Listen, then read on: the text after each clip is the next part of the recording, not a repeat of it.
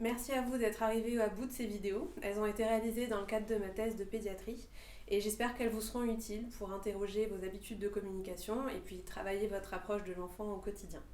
Pour finir, j'aimerais maintenant vous livrer quelques idées qui pourraient être une feuille de route, comme un cap, un objectif à atteindre pour une médecine un peu plus ajustée à nos patients.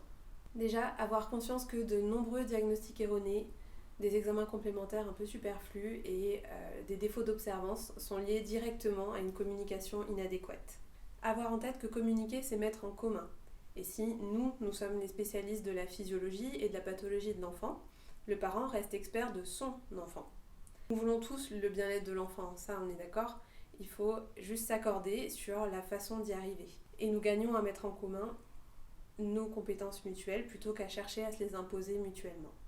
En revanche, si l'écoute active et en pleine conscience est absolument nécessaire à notre pratique, écouter, ça n'est ni adhérer, ni répondre tout de suite, ni accéder à toutes les demandes. Ensuite, avoir conscience que tous les a priori, qu'ils soient mauvais ou bons d'ailleurs, nous empêchent de se poser les bonnes questions en situation clinique. Donc exprimer une forme de jugement peut servir à décompresser, on est d'accord, mais elle n'est adaptée ni devant les familles, ni dans les couloirs d'hôpital. Avoir conscience que la première impression que l'on donne est largement influencée par notre fatigue, l'état émotionnel dans lequel on est après le patient précédent, notre rythme de travail, notre environnement professionnel global d'ailleurs, mais aussi notre environnement personnel. Il est donc indispensable que vous preniez soin de vous pour vous rendre complètement accessible et disponible à vos patients et vous délester de ces paramètres. Il faut aussi avoir conscience que la première impression dépend du patient et du parcours qu'il a mené jusqu'à vous. Ce parcours n'est pas toujours aussi simple qu'on le pense.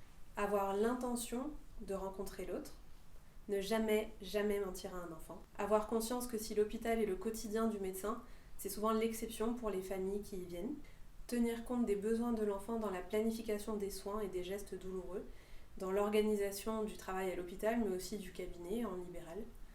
Bref, c'est à nous de nous adapter et pas à l'enfant d'entrer dans le moule. Et se souvenir que soigner, c'est un pouvoir qui donne lieu à des devoirs.